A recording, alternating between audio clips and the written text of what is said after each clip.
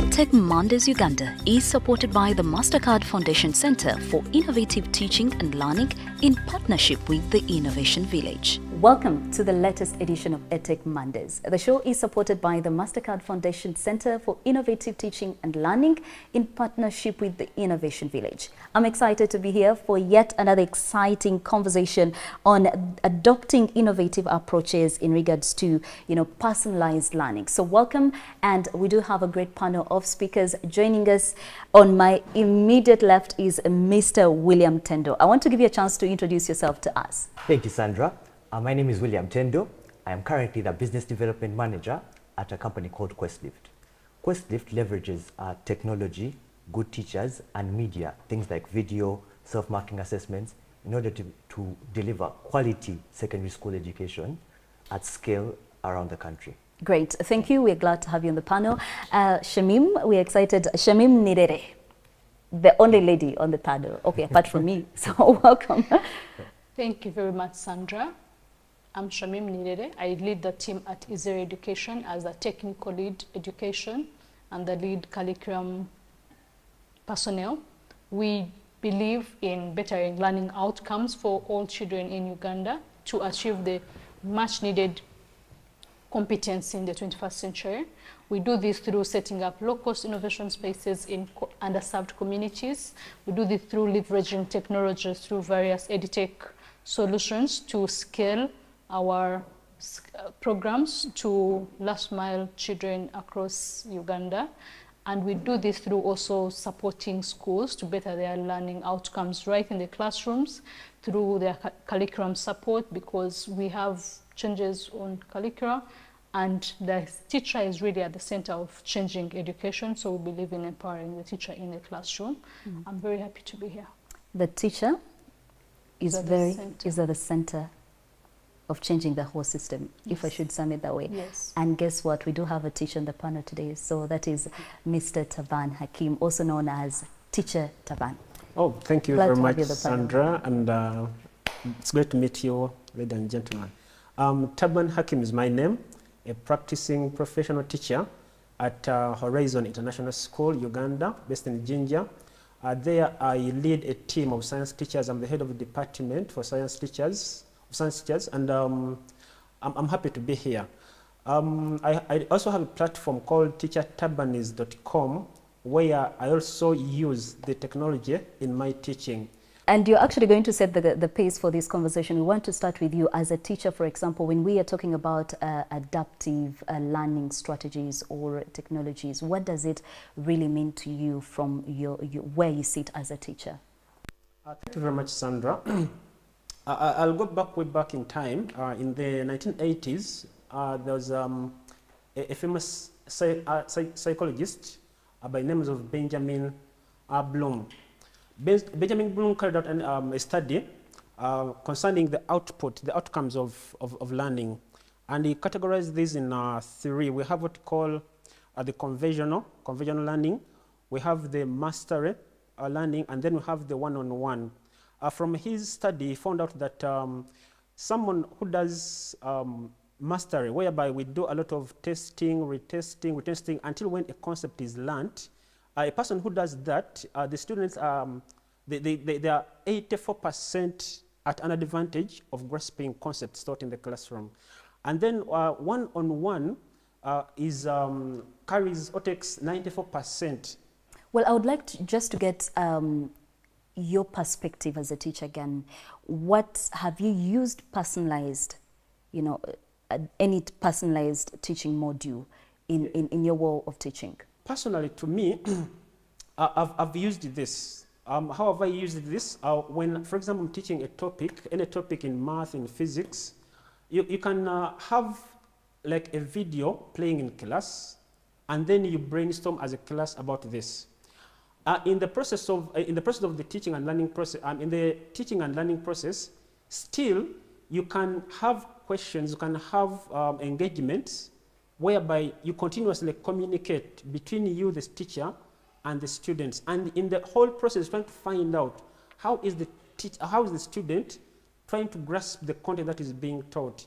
And at the end of it all, you can give an extra assignment, an extra exercise for this particular student to go back and use this information, maybe a video, maybe extra materials, to be done outside of the class. Shamim and Nirere, what has been your experience with personalized learning? Personalized learning, especially using EdTech, mostly right now, I can say most adults across very many fields are sort of taking upskilling courses that upskill them in their work. For example, if I'm doing work, I've personally gone back to learn, say, project management on various platforms like Coursera. Some are free, some are you pay to get certification. I've had my experience learning on from a platform like TESA. TESA is teacher education for sub-Saharan Africa. It's personalized. It's you go and learn what you want to learn, and you pace yourself. So we've seen so many adults doing this, but even in the classrooms, we have had platforms which globally are doing this for learners, and they offer curricula that can make sense even to a Ugandan learner. Thank you so much, Shamim. Mr. William Tenbo, what has been your experience with personalized learning in respect to EdTech? My experience comes from the space of QuestLift especially. We don't believe that there is a kid that is learning is, forgive me for trying to say, maybe less smarter than someone else. We believe that maybe they just understand it a little bit slower than the rest, right? So in a class where a teacher is dealing with 50, sometimes 100 students, the one-on-one attention is very difficult to find. But here, the content has already been recorded, so you can pause, take some notes, you can rewind if you haven't really understood it, you can really engage with the content, which makes it second nature in your learning process. So between self-paced and convenience, that is where the magic happens. Looks like from your perspectives that the benefits of integrating personalized learning and EdTech tools are so many. Yeah. But then we cannot speak about, EdTech or even personalized learning without speaking directly about the digital divide or equitable access to internet and the like. William, how do we navigate this challenge that we still have? For example, for people who still can't access internet. Yeah. So here is the bigger picture. For EdTech to succeed, there are two aspects mainly, right? There is the LMS and the learning management system that carries the content that you have. That's one aspect in the whole, right? And then the next is the device that you're going to use, right? And after that, there is the whole internet of things, because you can't deliver up-to-date information without having the internet involved, right? So you have to speak towards, during like COVID, for example, there are some zero-rated EdTech solutions that were put aside by MTN and Airtel in order to try and deliver education last mile. And as for QuestLift, for example, our price point is 25,000 shillings per month, which is less than 1,000 shillings a day, right? But the child will say, also that data that I have to put on, Yes. So it's really a pain point. So there are some conversations that are happening behind the scenes where people are lobbying government to put some pressure maybe on UCC and some of these stakeholders to try and maybe subsidize, if not completely make it free, subsidize the cost of internet. So with access to the internet and the devices getting a bit cheaper, where you can at least make a down payment of 50,000 and struggle and try and see if you can get the 25,000 shillings. I think that's the way you can try and help the digital divide. And maybe speaking about the digital divide, it's a conversation like I know you're saying it's happening behind the scenes. But Shamim, for example, if you are to add your 2 cents onto this conversation, how do we narrow this gap to ensure that these personalized learning initiatives, which seem to bring about brilliant results at the end of the day, can also benefit, people that are not able to access internet? Okay, so for me, I believe that some of these things are just policy issues. Yeah. if the government woke up and really said that we want to transform our education by using technology in classrooms, just give a directive and it will be done. Because I'll give an example that we have schools that I already said this, we have schools in sub-counties which are fully equipped with computers, but these computers are not used. They would rather be covered than allow students to use them. And we have we have curriculum changes. The government has done the most to change the curriculum, and the new curriculum really empowers research, student-led kind of learning. So it's just a government taking initiative. So we need young people to have, we need every classroom to have this access. And it's up to the school, just the way it is up to you to get a license or to have trained teachers to say what tools can we use, because there are so many tools. Because teachers already have smartphones, they have their own personal data, they are accessing different social media, even learners, even the administrators. So if you ask them to access these EdTech platforms, they are going to do that. And there are so many which are free, which can just be accessed. So it's just a matter of asking compliance from schools to say, yes, I understand we have a digital divide, but Sandra, even in the deepest villages, we have that youth that has a smartphone.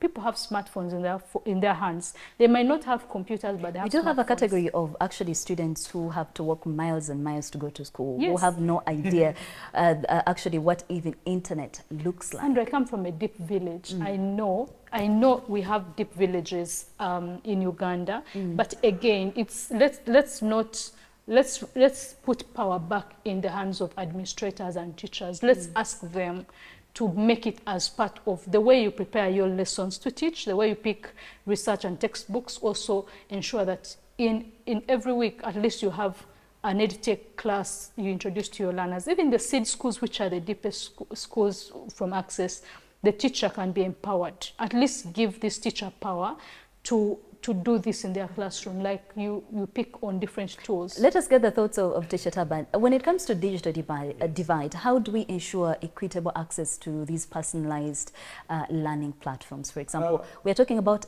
high rates of internet costs.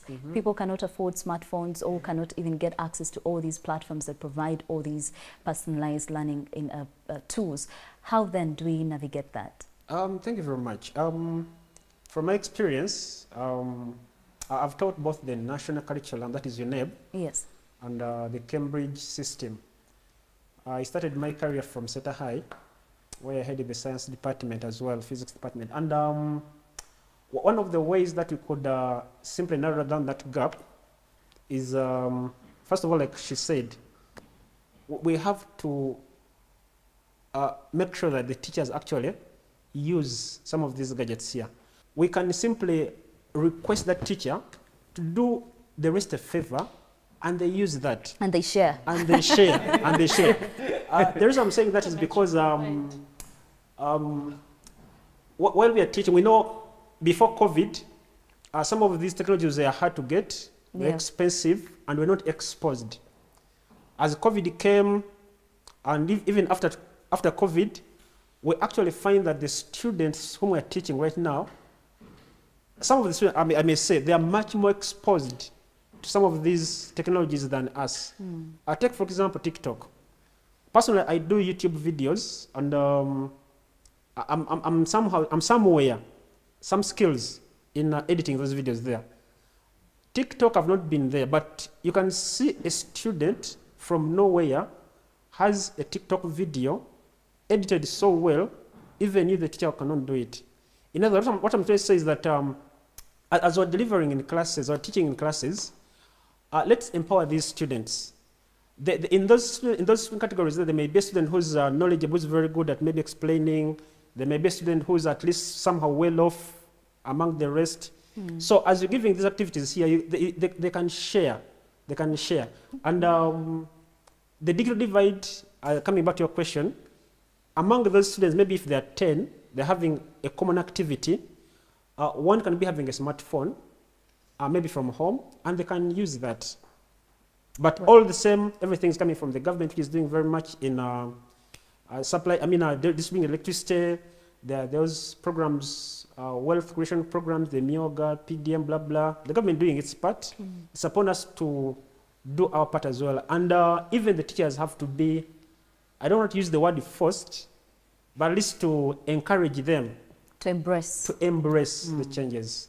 Well, speaking of government, I think we'll be taking a short break briefly, but the government recently has invested in the recently released financial year budget. It released 246 billion, and that will be invested in digital transformation and ICT. And also we are looking at 2.497 trillion shillings that is being invested in education. When we come back, we want to speak directly to that and how EdTech, platforms, are they benefiting from the budget? Are we looking at a brighter future for EdTech platforms in this country or not, and how then do we strategize to ensure that this process is accelerated? We'll take a short break, but once again we want to encourage you to be part of our community by simply scanning the QR code that you are seeing on the screen, and you get extra information on what EdTech is all about, and you probably get to know where to go, how to be assisted, or how you can also participate on the show, or even get to learn more about EdTech initiatives that are happening in the country. But there is also going to be a link, so you simply have to follow the link and get more information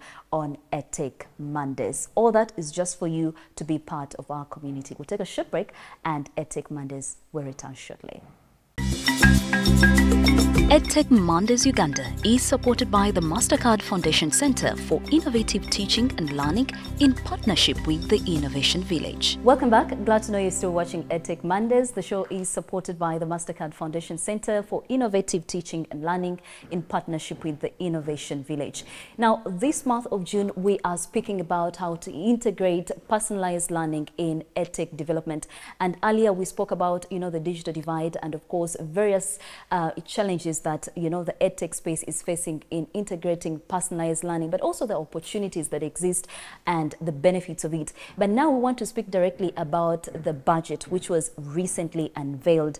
And I want to pose this question to Mr. William. We are looking at 246 billion Ugandan shillings that has been invested in digital transformation and ICT. We are also looking at 2.497 trillion Ugandan shillings that has been invested in education. If we are to look at probably the previous, budget allocations and to looking at the future ahead and the ongoing challenges that we are working with, has the government, in a way, prioritized EdTech in any of the, budget allocations? Would you say so? Thank you, Sandra, for this. I like the way you married the education budget with a digital transformation budget, because there's two aspects to EdTech, right? Yes. Education and the technology bit. So sometimes it's weird to know where exactly do we stand. Are we EdTech? As EdTech, are we supposed to report to the Ministry of Education and Sports? Are we supposed to go to Ministry of ICT? ICT, Ministry of STI, Science, Technology and Innovation. So within that whole space, there is that wondering of exactly what are we going to do. But let's get back to education first. I want to commend the government for growing the budget towards education at the very least. Because if you look at it, some secondary seed schools have been put up. There are 60 secondary schools that are being renovated and trying to improve them. And also this new curriculum that has come in, which emphasizes things like personalized learning and adaptive learning models, is going to be expanded, and the enrollment is going to take a higher precedence. So we commend them in that aspect.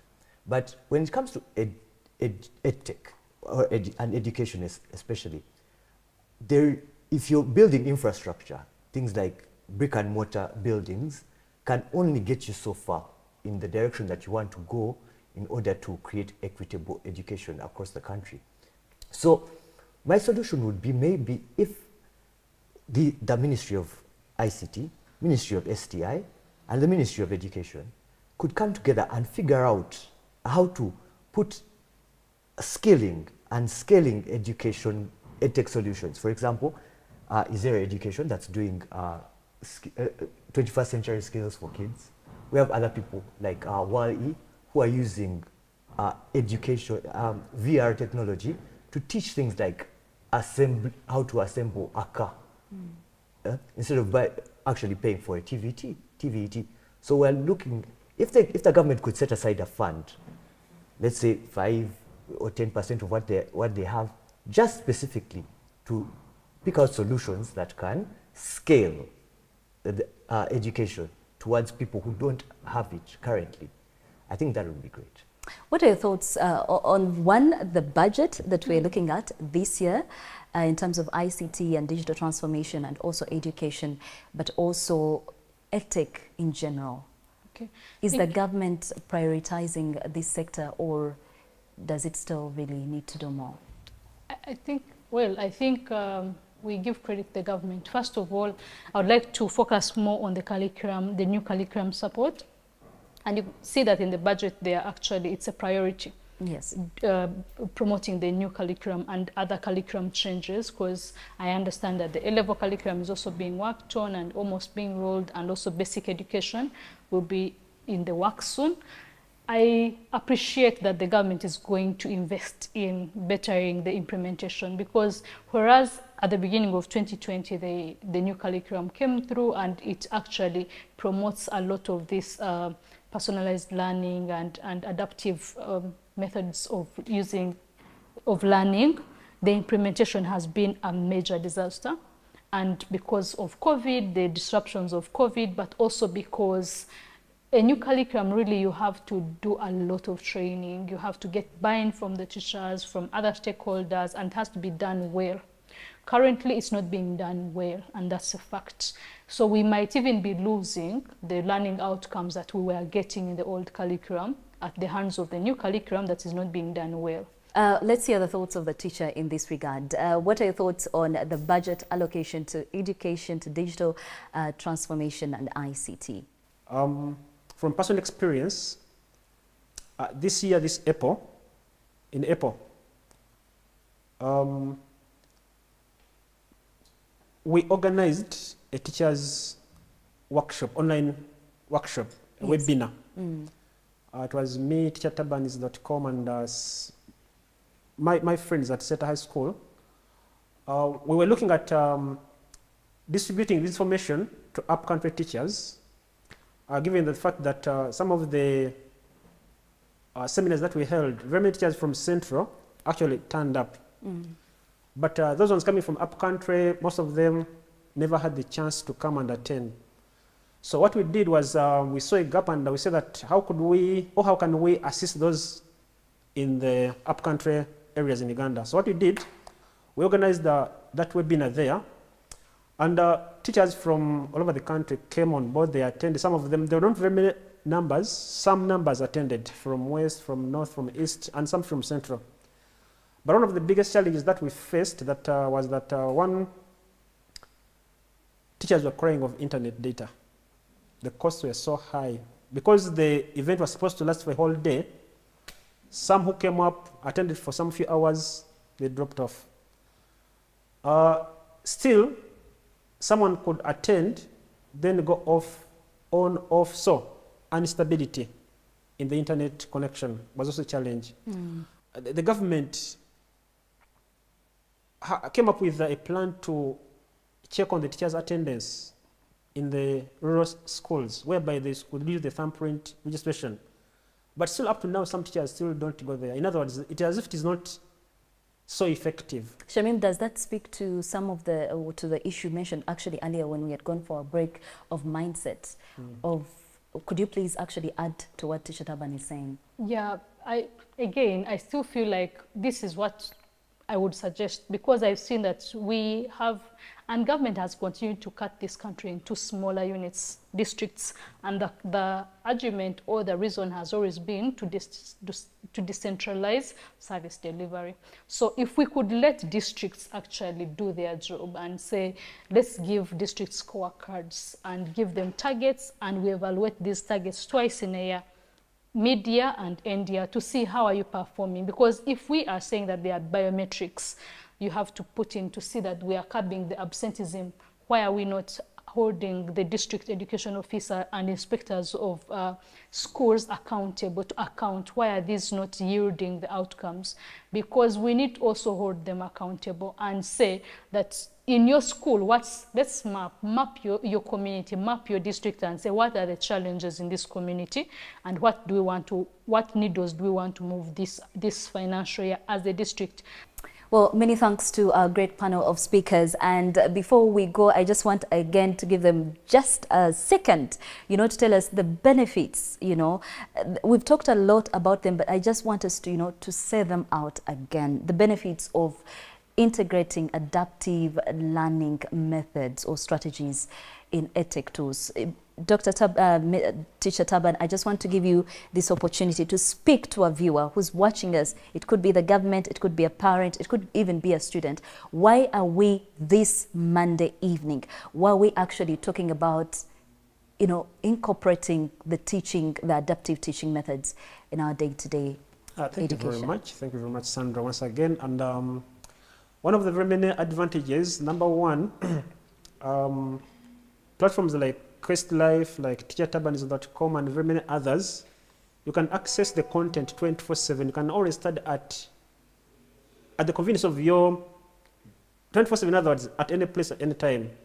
Let the learner appreciate the role played by the internet, and he or she can learn something from that, in that when he or she has a product, you can always leverage on that technology and very many others. Shamim, your thoughts? These adaptive tools Yes. really help the learner to learn from the entire world. You have the knowledge from the globe in your hands. You have like a whole university or a whole school in your hands. So you can learn way beyond the four walls of your classroom.